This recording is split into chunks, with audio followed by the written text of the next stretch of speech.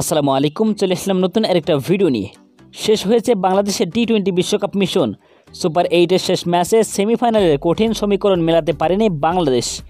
আসলে মেলাতে পারেনি নয়, মেলানোর কোনো চেষ্টাই করেনি শান্ত বাহিনী। আফগানিস্তানের বিপক্ষে ম্যাচ হেরে সংবাদ সম্মেলনে এমনটাই বলেন অধিনায়ক নাজমুল হোসেন শান্ত, যেটা ভক্ত সমর্থকদের ব্যাপকভাবে কষ্ট দিয়েছে। এবারে টি-20 বিশ্বকাপে বাংলাদেশের প্রাপ্তি শুধুমাত্র রিশাদ হোসেন। বাংলাদেশের কোনো ভালো লেগ স্পিনার ছিল না, এই আক্ষেপটা হয়তোবা ফোরাচ্ছে। 7 ম্যাচে 14 উইকেট শিকার করেন তিনি।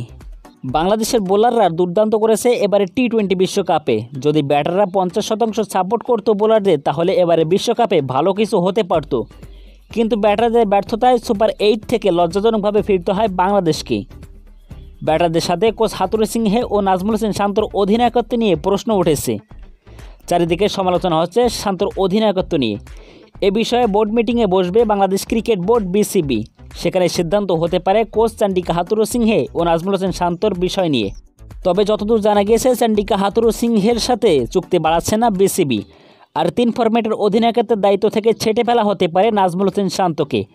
এমনকি চান্ডিকা হাতুরু সিংহেকে বহিষ্কার করতে পারে বিসিবি। তবে জানা গেছে 2025 সালের জানুয়ারি পর্যন্ত দায়িত্ব পালন করতে চান চান্ডিকা হাতুরু সিংহে। তবে যতদূর জানা গিয়েছে, তাতে বোর্ড মিটিংয়ে সালাউদ্দিনকে কোচ করার প্রস্তাব রাখা হতে পারে। এই নিয়ে নিজেদের মধ্যে আলোচনা করছিলেন বোর্ড পরিচালকরা। শুধু সালাউদ্দিন নয়, লিস্টে আছেন বাংলাদেশের আরেক প্রভাবশালী কোচ খালেদ মাহমুদ সুজন। তবে তাকে প্রস্তাব দেওয়া তিনি সালাউদ্দিনকে করার কথা বলবেন জানা গিয়েছে। আগামী 2 বছরের জন্য সালাউদ্দিনকে কোচ হওয়ার প্রস্তাব দিতে চায় বোর্ড পরিচালকরা।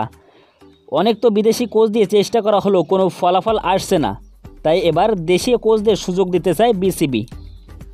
তো বন্ধুরা, চান্ডিকা হাতুরু সিংহেকে বাংলাদেশের প্রধান কোচ থেকে এবং নাজমুল হোসেন শান্তকে অধিনায়কত্ব থেকে বহিষ্কার করা হোক, এটাকে কে চান অবশ্যই কমেন্ট বক্সে জানাবেন।